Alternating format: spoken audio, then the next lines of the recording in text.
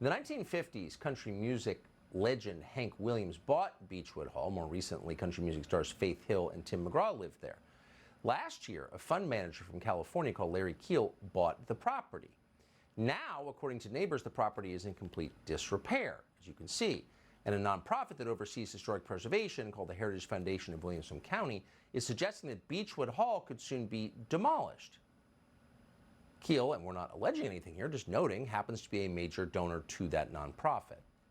So the question is, how much American history do you have to lose before you lose the country itself? In the last 2 years, we've lost statues and monuments and our customs.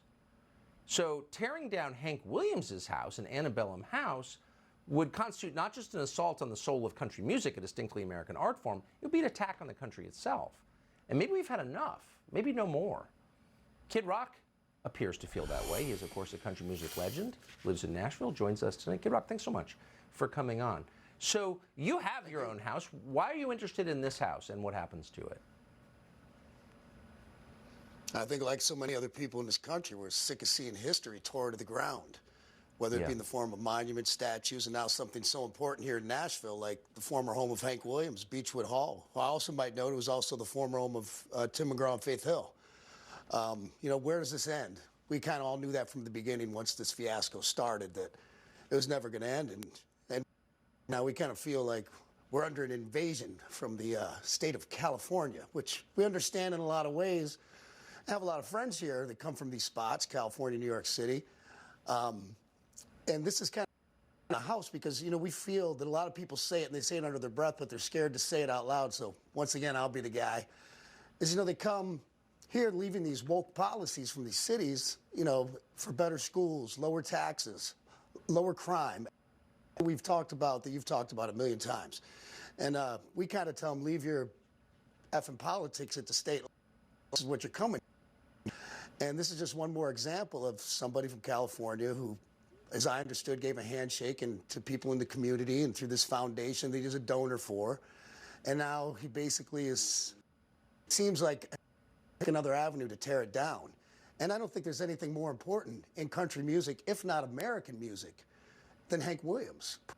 Yeah. The greatest songwriter of all times. And I think great songwriters would be in agreement.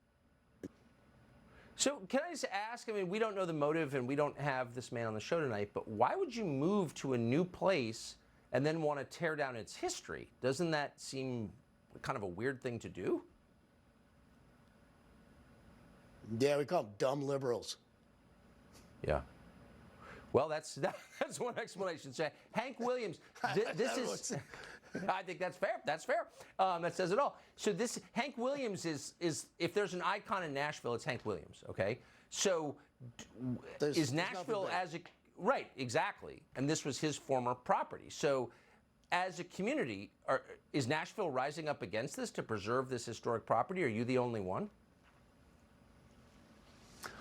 I think, well, I'm kind of, you know, thanks to you and people that care about these things, I've just kind of become the person to put it out there. So I think now that you're broadcasting the story to all of America, I think there's going to be many, many people that get on board. They can go to savebeechwood.org.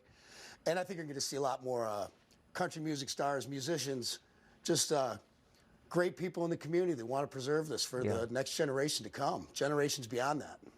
Well, exactly. I mean, we both believe in private property, of course, and defend it.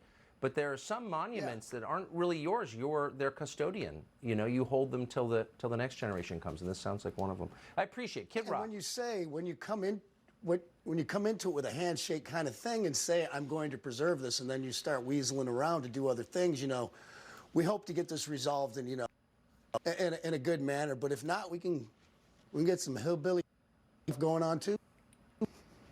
Well, I'll leave that to you to solve. But thank you for bringing this to our attention. The country's lost so much of its history. How about no more? Great to see you, Kid Rock.